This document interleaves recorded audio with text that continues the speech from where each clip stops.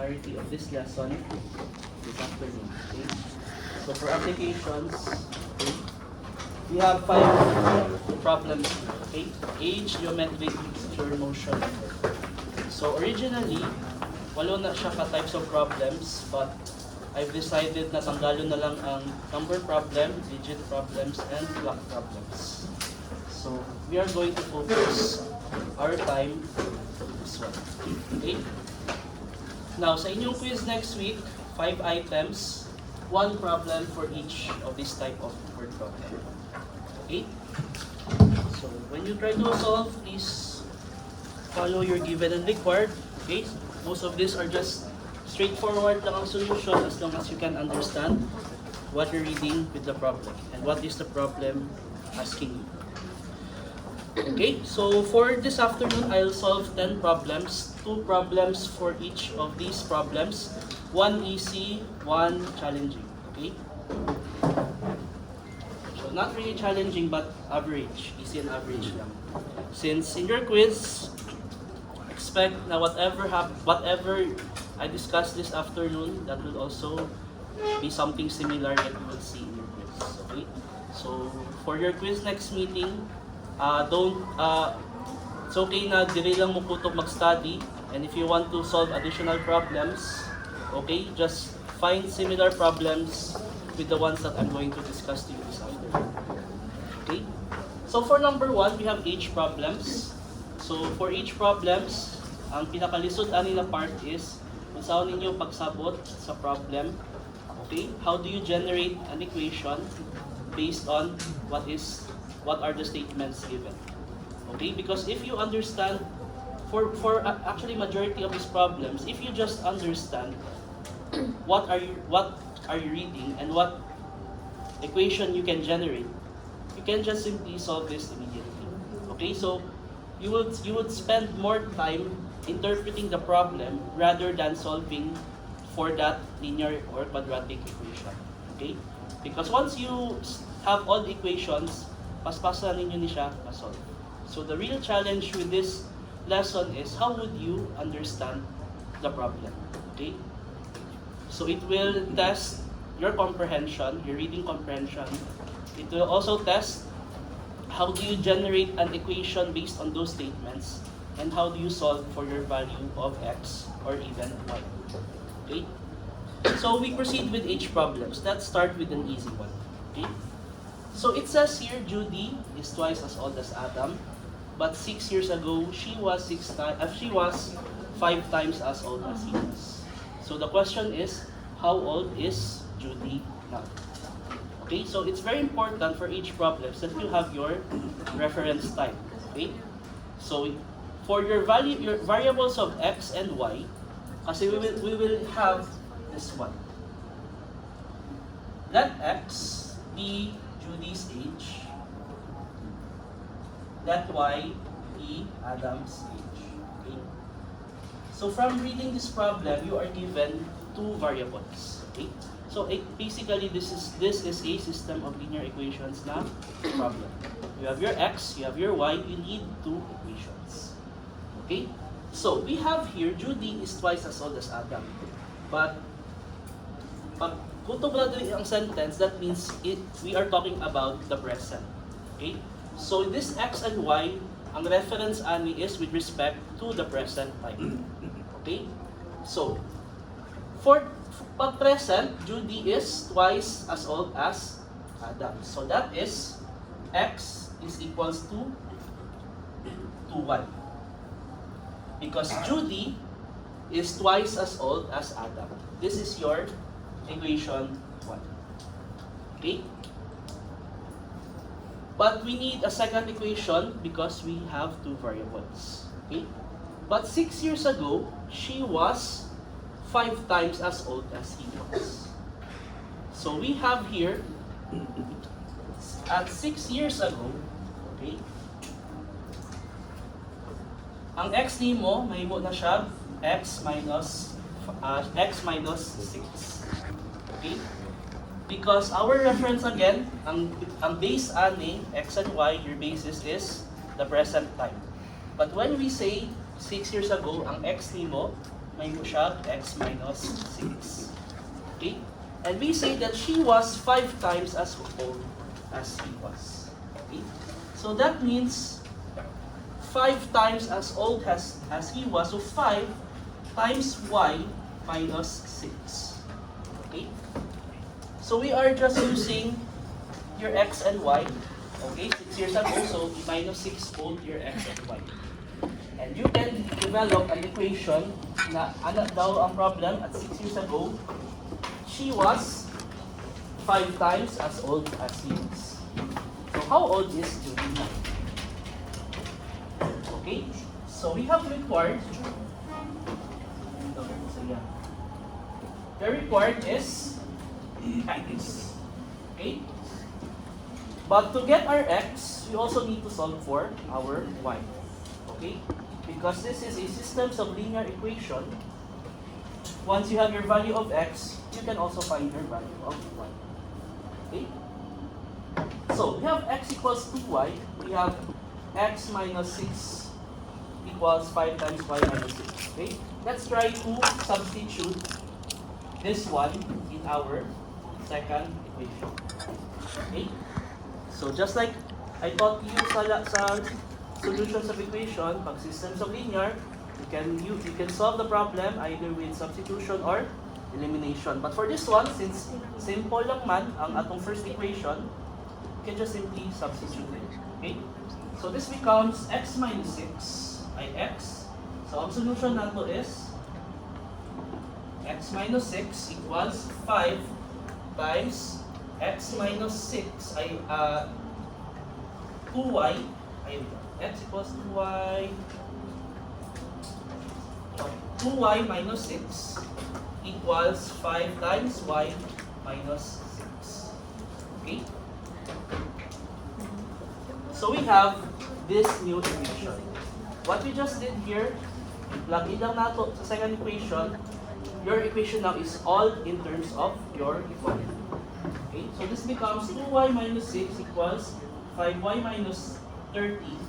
Okay, isolate your y, 2y minus 5y, negative 30 plus 6, you have negative 3y, negative 24, divide both sides by negative 3, and you have 8 as your answer. But we are looking for x. So your x is just simply 2y, which is 2 times 8 equals 16. So to answer the question of this problem, Judy is 16 years old, while Adam is 8 years old.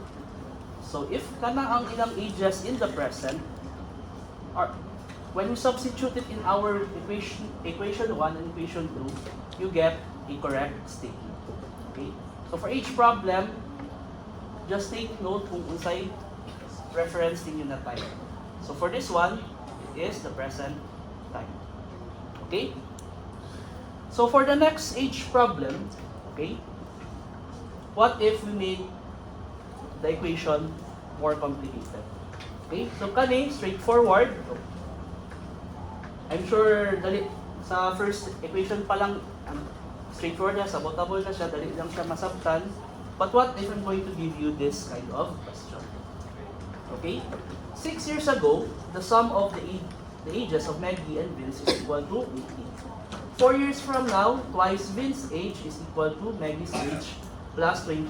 So, kani second sentence, it's a mouthful, but it will test how you will understand that sentence.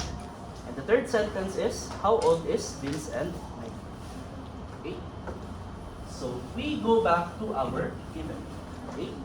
So, let's say, let x, Maggie's age,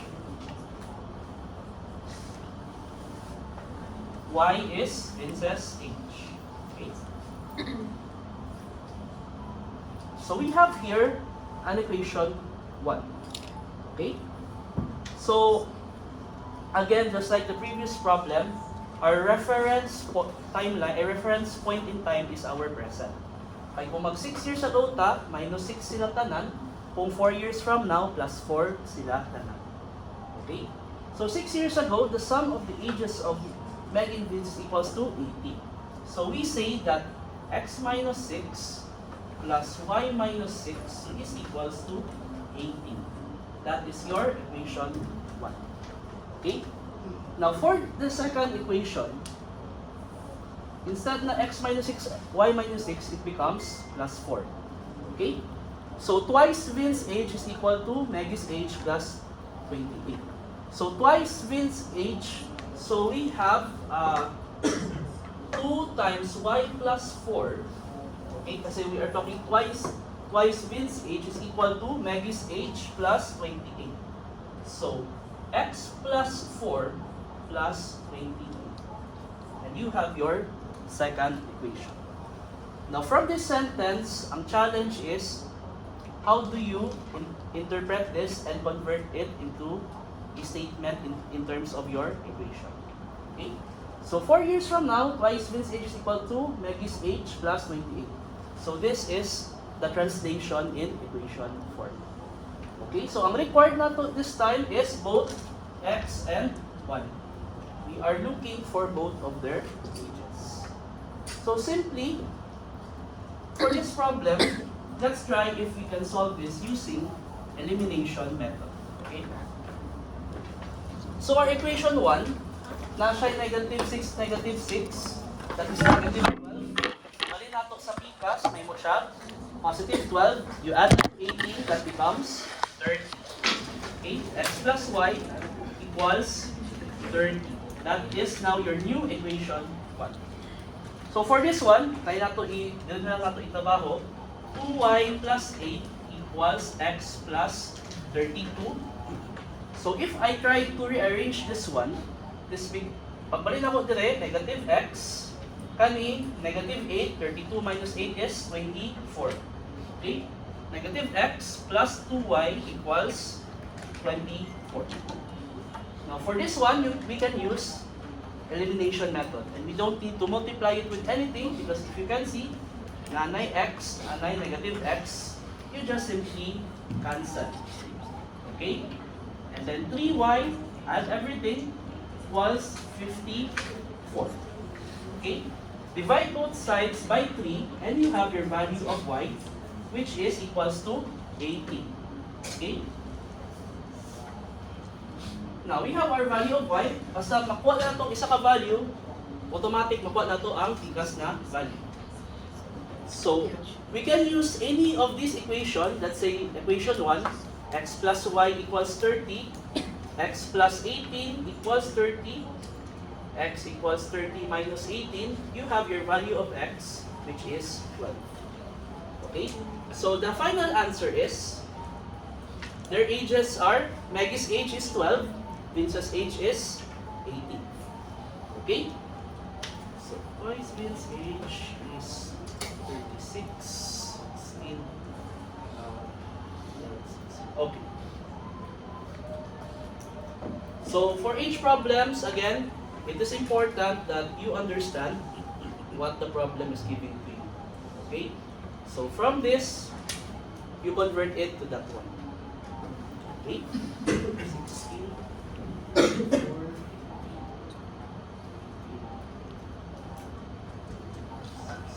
Okay. So, any clarifications before I proceed to geometric problems? Wala? Sige. For geometric problems, I'm sure some of you, this might be in your wheelhouse because we are dealing with squares and rectangles. Okay? So, dili sa ako mag-circle and mag-triangle because I will reserve that for a separate topic because the topic after this one, we will go back to your geometry. Actually, this is the second to the last topic with regards to algebra. Okay? I mean, third to the last because we still have partial fraction and inequality. But after this one, mag-detour ta sa straight lines, algebraic curves, and straight lines and algebraic curves, which is your conic sections, your equation of a line, parabolas, etc. Okay? So that is after this lesson, which I will discuss next week, Thursday. Okay? Now, for geometric problems, I will just give you problems that deals with squares and rectangles. Okay? Because they are the easiest geometric problems to solve. Pag triangles, circles, spheres, cones, etc., it would take some time. Okay, so let's just keep it basic as long as you can understand what is happening. Okay, for geometric problem 1, we have here a rectangle has a perimeter of 44 centimeters. Find its dimensions if its length is 5 centimeters less than twice its width. So we have our second sentence there. Again, it will challenge how you would interpret that sentence. So ang challenge for these kinds of problems again is how would you convert that statement into an equation? Okay? Because once you get the correct equations from those statements, pas-pas na lang makuha ang answer. Okay. Suppose we have a rectangle. So for problems, I will allow you to make a drawing, a diagram, just to help you visualize this one. Okay? So we have a rectangle. Okay? So mauni ang length, mauni ang width. Okay? And we say that the length is 5 centimeters less than twice its width. So to convert that into an equation, that is 2w minus 5. Okay? So mauni ang interpretation in an equation form. Okay? The length is 5 centimeters less than where? The twice of its width. And we are given a perimeter of 44 centimeters. And your formula of your perimeter is 2L plus W. Correct? So, for problems such as this one, na nag-involve of units, I won't be strict if sa inyong solution, walay units as long as sa box ninyo na final answer na ay units. Okay? Klaro na ha? In your solution, I will not be strict if nalimtan ninyo butngan og units ang inyong equations. Okay? But in your final answer, I want you that it contains a unit. Ay kung wala unit, I will not give you the point for that final answer. Okay? So we have our given here. So ang required ani is the dimensions, basically the length and the width. Okay? Solution, this is your length and your width.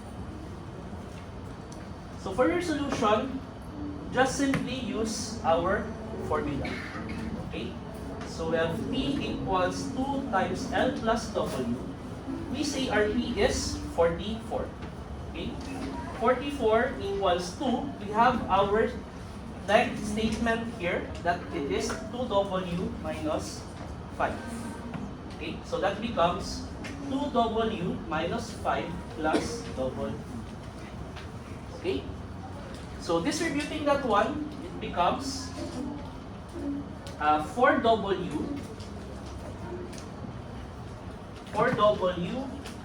minus 10 plus 2W. Okay? So, bali na to ang negative 10 sa Pcas becomes plus 10, that becomes 54. 4W plus 2W is 6W. Dividing 6 on both sides, it will just give you a value of 9. Okay? So, we have our width. Okay? We will now solve for the length. Okay? 2 times 9 equals 5. That is 18 minus 5. That is 30. Okay? So you can include centimeters there and centimeters here.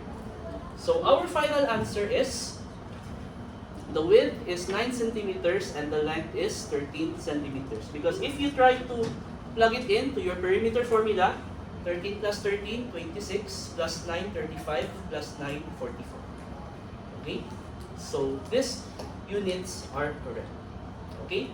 So again, for geometric problems, we'll just stick with squares and rectangles. So this is a rectangle. Suppose I give you a square, but not only in 2D, but in 3D. Okay? So this geometric problem number 2, I will give you something similar in your quiz. Okay? Suppose you have a box. Okay? with a square base and no top is to be made from a square piece of cardboard by cutting out a 3-inch square from each corner and folding up the sides. If the box is to hold 75 cubic inches, what size piece of cardboard should be used? So again, for these kinds of problem, let's try to visualize what the problem is giving us. Okay? Now, given, okay, you have a box, okay? We don't know the dimensions of this one, okay? So we say that this is x, okay? So x here, because in a square, all sides are equal. And we say that we are cutting out a 3-inch square from each corner. So it becomes like this one, okay? So, putol na niya siya, may ani na siya. Okay? And we say that these are 3 inches. Okay? So, pag i-fold nato siya, ang base ana is just this one. Diba? Mao ni ang base sa imong box. Okay? So meaning, ang actual na length ana sa imong box is this becomes from x, it becomes x minus 6. Because x minus 3 is x minus 6. So, from 2D, we will fold this up into 3D. Okay, so from when you fold this one, it would look like something like this one. Okay?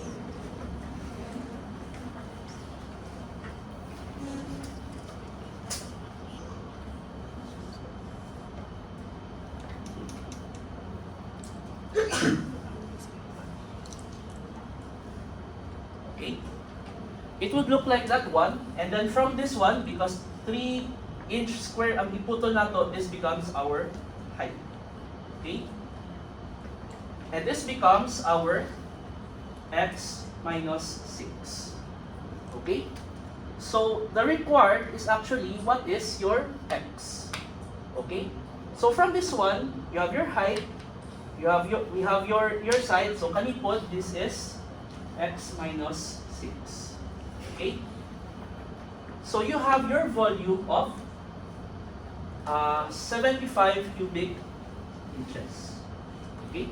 So ang required is your dimensions, which is your x. Okay? From your original box. So, how do you solve this kind of problem? Okay? So our solution for this one, okay? We go back to our formula for our volume. So for this one, our volume is, the area is base times height. This is your area. Okay? So your area is x minus 6 quantity squared. Your height is 3. Okay? And we say our volume is 75. So you have a quadratic equation. Okay? You divide by 3, this becomes 25, x minus 6, quantity squared. Okay? Apply, square root. So at this point, we will need to check, because if you remember your square root property, it will give you a positive, negative value. So this becomes plus minus 5 equals x minus 6. We need to check which is the actual answer. So what if this is positive 5? What if this is negative 5? Okay, so x is negative 6, positive 5, that will give us negative 1. Okay, x minus 6 equals negative 5, that will give us 6, 5, 5. This one is 11 there. Sorry. This one will give us negative 1 as its value. Now take note that we are dealing with real quantifiable values. Negative 1 does not exist. Okay? We are talking about the dimensions of a box. So for for your x to become negative 1 inches, that is simply impossible. So, by logic, we use this value of x as your answer. So, your answer becomes 11. Okay, so your size piece of cardboard, ang dimension niya is 11 inch by 11 inch. Now, when you fold it up that way, you have that box with that kind of specification. Okay? Clear? So again, in your quiz, expect that I will give you a similar problem like this one. Okay? So if no more clarifications, let's proceed to the next type of application problem. We have a mixture problem. Okay, so magtimpla, mag-dilute, mag-concentrate, etc. Okay? So we have here, a container is filled with 8 liters of a 20% salt solution. How many liters of pure water must be added to produce a 50% salt solution? So, let's try to visualize what is happening again with this one. Okay? So you're given, initially, okay, you have a container, okay? And this is 8 liters, this is 20% salt, okay? The problem wants us to dilute it to 15%. So for that to happen, we need to add additional pure water. So you add a water here, let's have the amount of that as your variable x, okay? So, after you add that water, it becomes, ang volume mo simply becomes 8 plus x liters, but your concentration now is 15%. Okay? Now, from that one, we have our required, kung sa kadagan na atong imutang na tubig para mo dilute siya from 20% to 15%. Okay, so for this one, it mentions pure water, so meaning whatever is entering your container, walay additional na salt na apil. So this one and this one has the same amount of salt. Okay? You did not add any salt, you just added additional water. That is why pag add mo water, nag-change ang percentage ng salt. Okay? Because whatever the amount of salt is in here is just the same amount here. But at this one, you have more water. Okay? So, let's just balance out an equation. Basically, whatever is the salt here is equal to the salt that is in here. Okay? So, how many salt do we have in here? That is 8 times 0.2. Okay? Before I forget, I'm not sure if I've mentioned this yet the previous meetings, but starting quiz number 3, I will now allow you to use your calculators. Okay? So, because you would need it for these kinds of problems, you would deal with fractions, you would deal with decimals, so just to spare you kanang ang pag-manual computation, you can use your calculator. Okay? But I understand na may mga calculators na makasolve og mga systems of linear equations, maka-shift solve. Please don't do that. Just use your calculator to manually compute yung mga decimals and fractions ninyo. Pag mag-shift solve mo, I will not check your answer. Okay? I know the techniques in the calculator because I've been there as a student. Okay? So please, even if I allow you to use your calculator, do not abuse it, that privilege, by putting shortcuts in your solution just because you have a calculator. Okay? So when I give you a system of linear equation, ilatag ninyo, automatic, ang next line of linear solution, x and y na. I will not check that. Okay? I will need to see your solution that you've actually solved it. Okay? So going back to this problem, salt, wala nag-change. What just happened is you just add additional water. So we say that whatever amount of salt is in here is equal to the amount of salt that is in here. So the amount of salt here is 8 times 0.2. So that is equals to 8 plus x times 0.15. Okay? Now this one would give you 1.6. This one would give you, I believe, 1.2. I'll double check na lang if you're trying to compute as well. Plus 0.15x. Okay?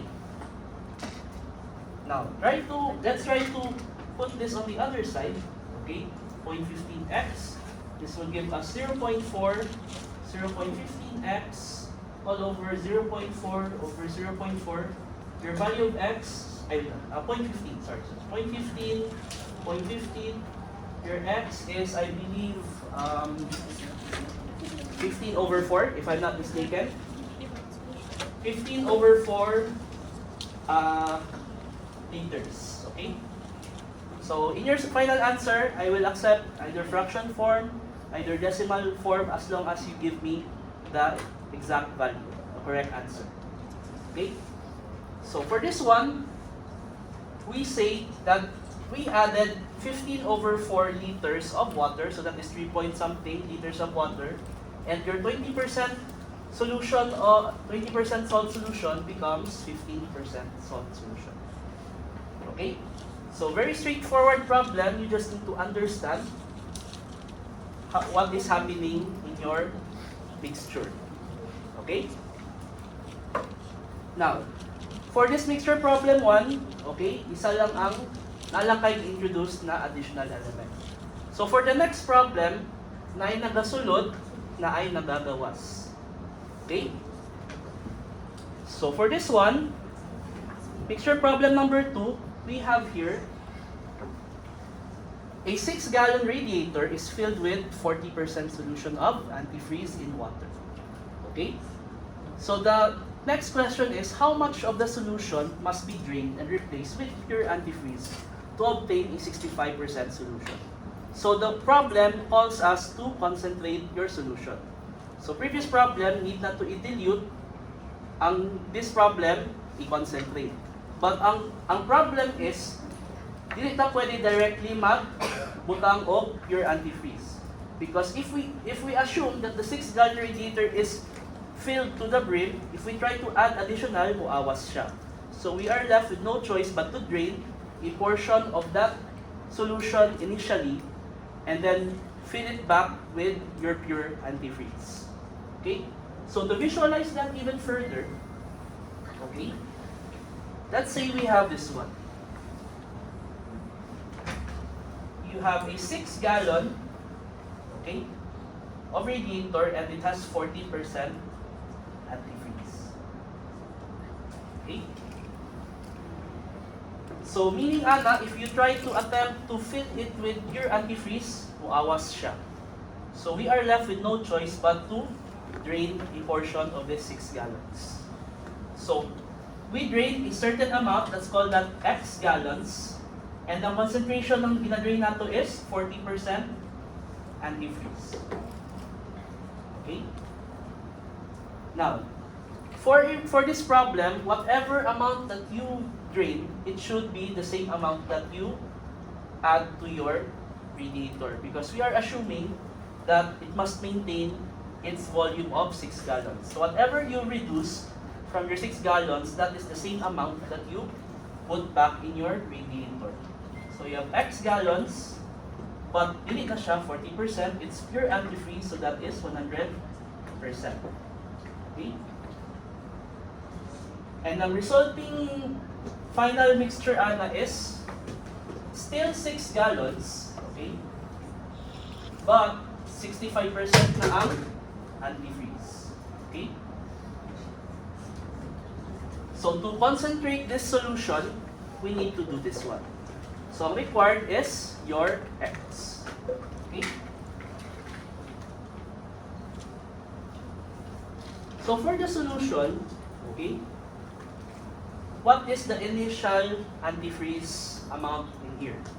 Okay, you add that to the amount of antifreeze that you will add equals pila ka antifreeze imong gidrain plus yung final antifreeze amount na na-add sa imong mixture. So basically, we're going to do mass balance in equals out. So what is the amount of antifreeze that is entering the system should be equal to the antifreeze that is leaving the system. So it's this one. Okay? So ang solution, ani, is initial amount of antifreeze that is 6 gallons times 0.4. Okay? 6 gallons, we have X gallons, 100% antifreeze that is simply 1.0. Okay? Equals your final solution, that is 6 gallons times 0.65, okay, plus X gallons times 0.4. Okay? So we have this working solution. Required ng X, ang anonym mo is X lang, you solve for X. Okay, so this one becomes 2.4. This becomes X. This one, I believe, I forgot kung pila na amount. If you have a calculator, pila man ang amount. 3.9. Oh, thank you. 3.9 plus 0.4 X. Okay? So, rearranging our equation, okay? We have here X minus 0.4X, okay, equals 3.9 minus 2.4. This one becomes 0.6x. This one becomes 1.5. Okay? So, divide both sides by 0.6. And I believe we will get an answer of 2.5. Tama? 2.5? 2.5 gallons. Okay?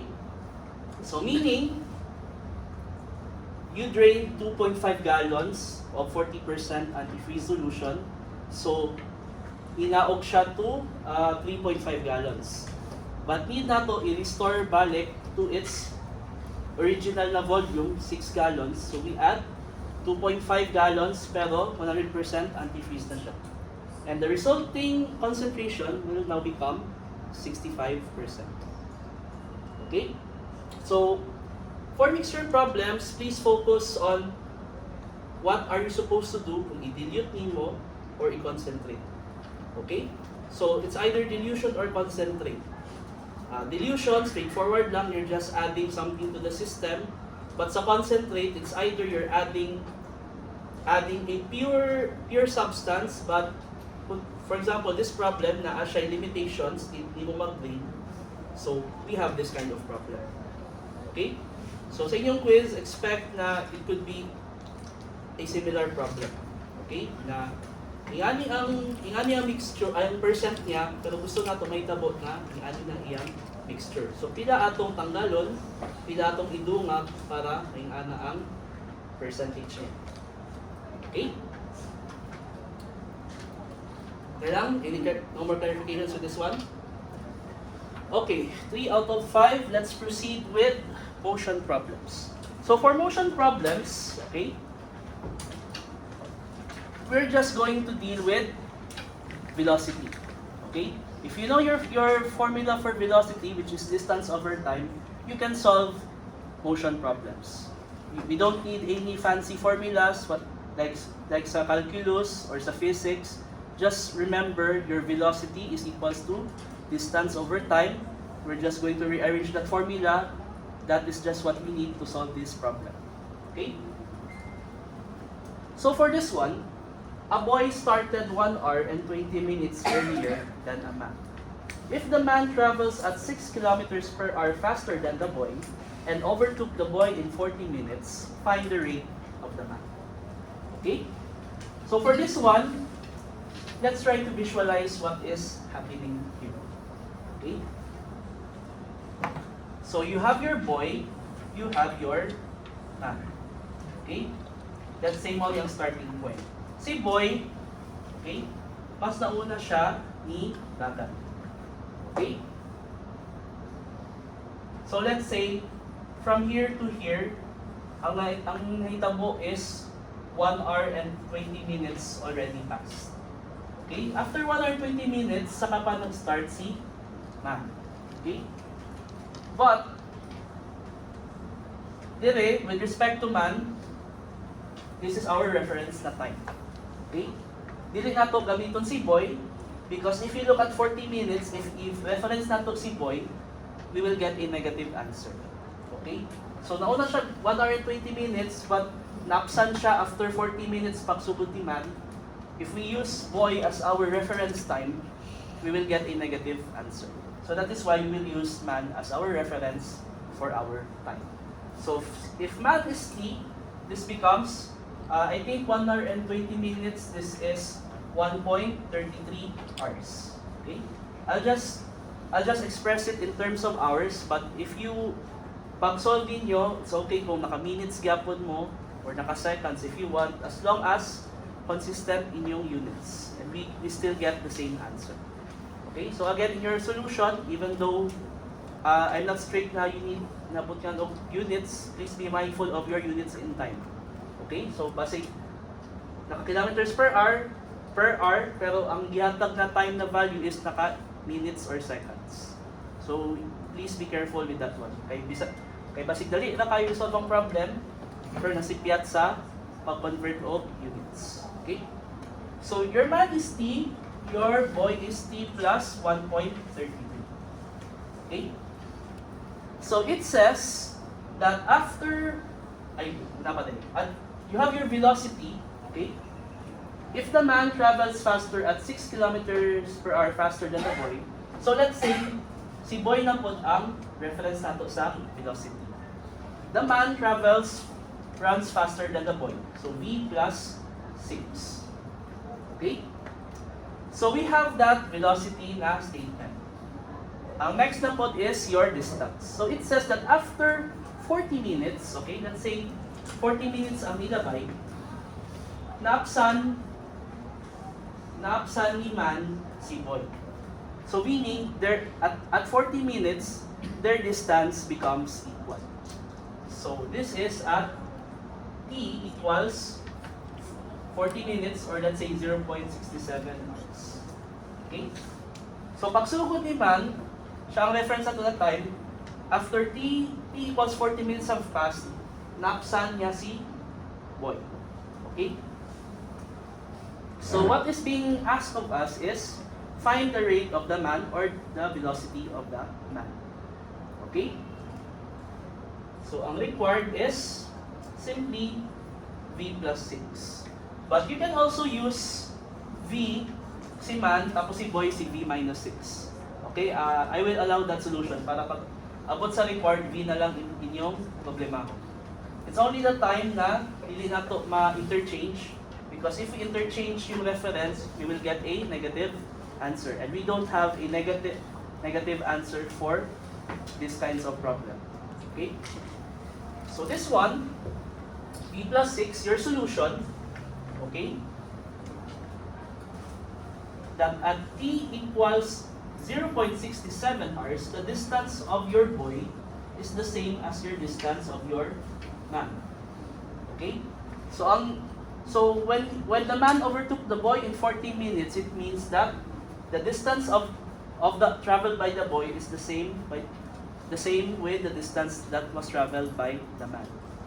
Okay? So given that we know our formula, okay, velocity is distance over time. Okay? V equals d over t, that is simply d equals v. Okay? We are just rearranging our velocity equation in terms of distance. Kaya distance ang ulang nato. Okay? I mean, we can equate this one. So, d boy equals d man, that is pag ang boy, okay, ang velocity ng boy and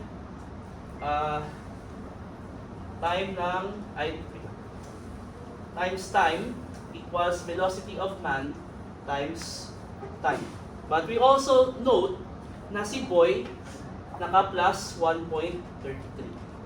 Okay? So this is your working equation. So what we have also a statement there that your boy has only a variable of v, but si man naka v plus 6. Okay? So your t and your v, we still have two variables, but the next step is we substitute at T equals 0.67 hours. So that would leave us with V as only your variables, because this equation is only true if your time is equals to 40 minutes. Okay? So again, this equation is applicable if your time is at 40 minutes. So we just substitute 0.67. Okay? V plus 6 times 0.67. Okay? So this one just simply becomes 2.0. Okay? So this becomes 2V equals 0.67V plus 6 times 0.67. Rearranging that, 2 minus 0.67, that is 1.33V, okay, times 6.067. Divide both sides by 1.33, okay, and double check, the answer should be 3 kilometers per hour. Okay, tama? So, kaning 3, that is just the rate of your boy. Ang ginapangita nato is ang velocity ni man. So, V plus 6 is just simply 3 plus 6, 9 kilometers per hour. So, the velocity of the man is 9. That is why naabutan niya si Boy, kay mas kaayo siya mudagan. Bisan mas nauna pa si Boy magdagan. Okay? So for this one, we are just manipulating your velocity equation. So we are finding speed. Okay? So please take note of problems such as this one, because sa inyong quiz, actually, I've already prepared your quiz. Ang ibutan ako dito is something similar to this one. Okay? Na it involves two persons that are in motion, pero dili sila sa possible na dili sila sabay nilihok, or after pila ka minutes nakita sila, and then I will give you the required for that problem. Okay? So next problem, actually this is a problem that ipasolve na ko sa akong difficult na klase. Okay? So for this one, we have this statement. Okay? I walk 4 kilometers per hour and run at 6 kilometers per hour. I find that I can save 3 minutes and 45 seconds by running instead of walking to school in the morning. So the question is, how far do I live from school? So you have a running velocity, you have a walking velocity. You have the difference in time between running and walking. How do you solve for the distance? Okay? So it's a tricky question, but if you just know how to use your velocity formula, you can get this problem. So given we have V walk, that is 4 kilometers per hour. Your V run is 6 kilometers per hour, and we say that I can save 3 minutes and 45 seconds by running instead of walking, meaning that when T walk minus T run is 3 minutes and 45 seconds. Okay? So for this one, you can express this into 3.75 minutes. Okay? Because 45 seconds is 3/4 of a minute. And if you want to express this in terms of hours, you can just simply put 3.75 over 60 hours. Okay? So again, you can use your calculator for this one.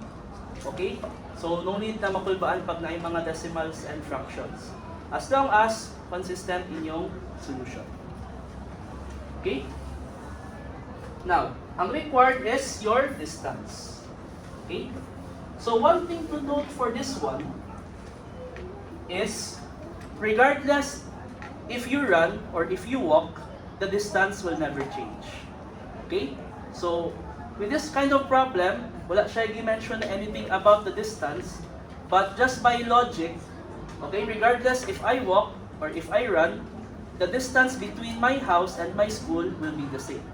Okay, dili magpalayo ang school or ang balay kung mudagan ko or mubaktas. It will always be constant. So we use that knowledge to our advantage. Okay? So we actually use this equation. Okay? So we just say that d walk equals d run is just simply your distance. Okay? And we use this equation.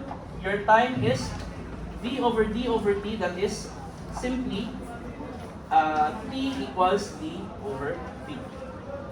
So we substitute this one.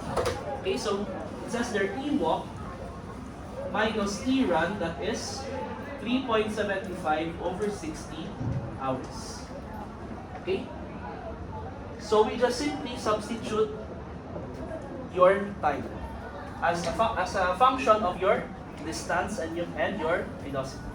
So this becomes d over v walk, okay, minus t over v run, that is 3.75 over 60. We can substitute our velocities because given siya. Okay? So this is d over 4 minus d over 6 equals 3.75 over 60.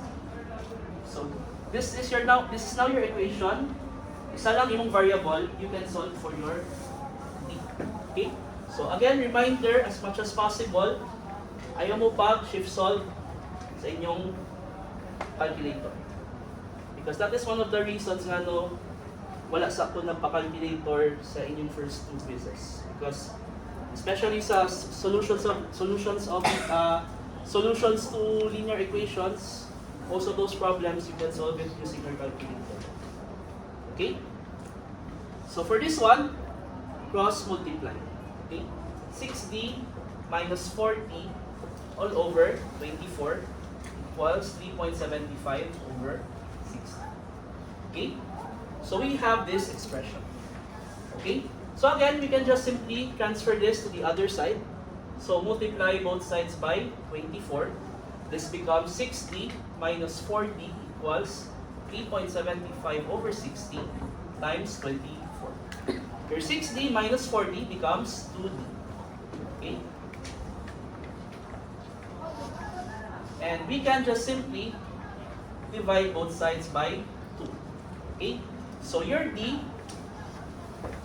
once you compute this in your calculator, you would get an answer of 0.75 kilometers. Okay? So again, even though I'm not strict sa solution na dapat sila tanan na units, please be mindful of your unit of measurement, especially sa time. Because for this one, 3 minutes and 45 seconds per ang velocity nimo naka per hour. So para walay libog, ang t-walk minus t-run ako, i-convert na lang ako diretso into hours para consistent. Okay? So you get this answer. Okay? So you have that problem. Okay? Any clarifications with this one? Wala? Okay. Finally, we have our work problems. Okay? So sa work problem, we're just looking at, for example, I can finish this in this amount of time, she can finish this in an amount of time. Pag mag-work kami together, how fast can we finish this together? Problems such as that one. Okay? So for example, this problem. Okay? Machine A can perform a job in 6 hours working alone. Machine B can complete the same job in 10 hours working alone. How long would it take for the 2 machines to working together to complete the job? So, 6 hours, 10 hours, pag magsabay sila, we're expected na it's less than 6 hours. Okay? So, one way to solve that is, when you're dealing with work problems, pag ihatagan mo, this can perform this thing in this number of hours, you just take the reciprocal of that one. Okay? So, ang rate of completion, okay, given rate of completion of machine A, that is 1/6. Okay? So we just take the reciprocal of your 6 hours. Because what this number tells us, after 1 hour, your machine A is already 1/6 done of the work. After 2 hours, your machine A is already 2/6 finished of its work. Okay? So until 6 hours, may mo na siya 1. Okay? So that is just what this means. Same with rate of completion of machine B. That is 1/10. Okay? So you have this one. So to get the number of hours, para ma-complete siya na isa ka job, you just multiply it with a number. So for it says, pag 6 hours, 1. Okay? So for this problem, you need to multiply your expression with a number that would give you a value of 1. Okay? So for this one, your required is your t. Okay? Ang solution, Ana, is 1/6 times t plus 1/10 times t is equals to 1. Okay? So what this equation is telling us, we need to multiply this with a number of, with a time, number of hours or number of minutes, that when you add all of this together, it will give you a value of 1. Okay? So that is how you solve word problems. Na pag makakita ka rin ng statements, just simply take the reciprocal of that one. That is your rate of completion. So for your solution, this one, so may mo siya, t/6 plus t/10 equals 1. You just simply cross-multiply 10t plus 6t equals 60 equals 1. Okay, cross-multiply, you have 16t equals 60.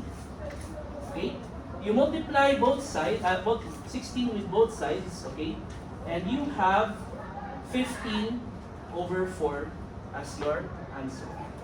Okay, so meaning it can finish it in less than 4 hours, because this is 3 point something. Okay, so again, for work problems, basta makita mo na this person or this machine can do this in this number of hours, atong number of hours, just take the reciprocal of that one. Okay? And then you just add those reciprocals. And when you multiply it with a number, dapat ang result is 1. Okay? So meaning, pag equals 1, meaning the job is 100% complete. Okay? So this is a type of work problem. Okay? Another type of work problem is the concept of man hours or man days. Na pag ingani ang kadagan ang tao, mahuman nila ni na project in this number of days, pag lahi na po ang number of people, masa kapaspas sila mahuman kanina project. Okay? So that is what we're going to discuss with our work problem number 2. Okay? So we have here, a project can be done by 70 men in 100 days. There were 80 men at the start of the project, but after 50 days, 20 of them had to be transferred to another project. Okay? The question is, how long will it take for the remaining workforce to complete the job? Okay? So, for this problem, we're going to go with the concept of productivity. And productivity is often expressed in terms of man hours. Okay? Number of people times the number of hours that they need to work with. But for this problem, naka-days siya. Okay, so hindi siya necessarily man hours, let's just say man days. Okay? So we just need to find the product of 70 times 100. Okay? 70 times 100, pag maglahi ang number of days and number of men, your other side of your equation, dapat ang equal na value is your 7 times 100. Okay? So, to solve this problem, actually, it's just very simple. Once that you understand the concept behind this problem. Okay? So we have here, ang given is, we have 70 men, 100 days. Okay? How man, you have a project that can complete this kind of project. Okay? Now, initially, na ay 80 men, and they have already rendered 50 days. Okay? But, after the 50th day, na ay nawala na 20 katao. It becomes 60 na lang.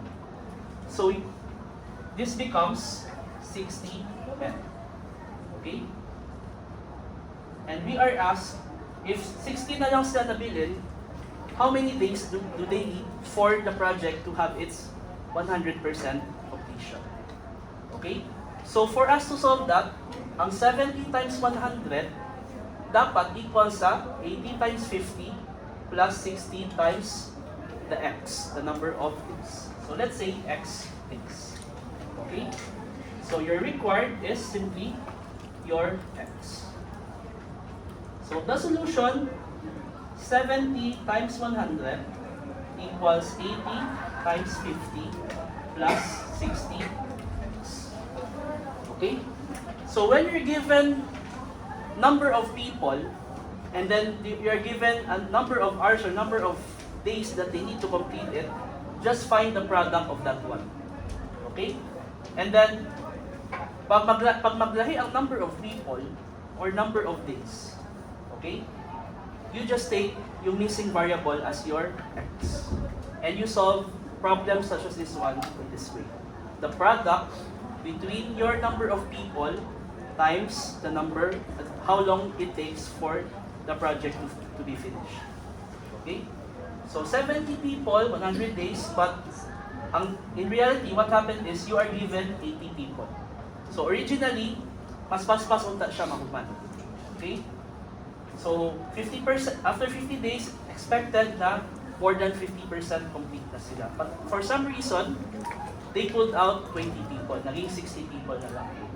So for those 60 people, how many days do they need for the project to be completed? The assumption for this as well is every single of this 70, 80, or 60 men, they are equally productive. Okay? So mo ang assumption. They are equally productive. Kung unsa ang output sa isa ka tao, same pod ang output sa other person. That is the assumption for this one. For this work problem to work. Okay? So this becomes 7,000 equals 4,000 plus 60. Transfer this becomes 3,000. 3,000 equals 60x. Your x is simply 50 days. Okay? So they still manage to finish everything. Kung kani, 50 days di ay ni siya, they still manage to finish this in 100 days. Okay? So, advantage na mas dagan men na nagtrabaho initially na just in case something happens, like nawadan silang 20 men, they can still get the job done in 100 days. Okay? So, these are some of the strategies na ideally, you need 70 men and you need 100 days. Okay? But, they want to finish the project as fast as they can. So, nag-isobra nila tao. 80 men. Then, after 50 days, right, something happened, nawala ang 20 men, 60 men na lang. But because nagsobra sila tao dire, they still managed to finish the project in 100 days. Okay? So, for the word problem in your quiz next week, Tuesday, it would look something like this one. Na more on mga construction problems gani na pag hatakan kang tao, dapat ang project mahuman pila ka adlaw pero nay nahitabo, pila na lang ka adlaw ang kinahanglan nila. Or if they're going to create 100 roads or 20 buildings in this amount of days, pila ilang mabuhat na buildings in this amount of days. So, those are the kinds of word problems that you will expect to solve in your quiz. So again, 2 problems na akong ihatag per topic, but as long as you solve problems, if you try to self-study and find additional na mga references, please try to solve problems that are very similar to what I just taught you this afternoon. Okay, if you want to master how to solve these problems, just find problems na similar ato. Okay?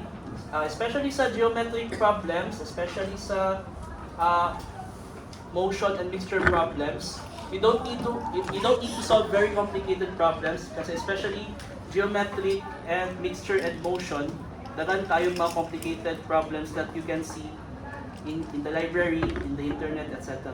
Just keep it realistic. Find problems na similar lang an. Okay? And you will be fine sa quiz nato this Tuesday. Okay?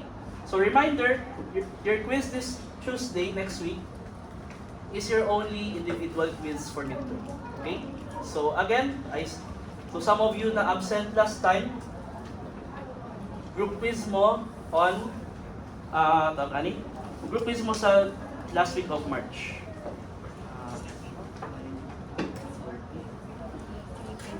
Okay? Just to give you a recap, okay? Now, some of you kay absent man. So we are on track on our schedule. I will not change anything just because naman mo absent last time. We will still push through our quiz next week, Tuesday. Okay?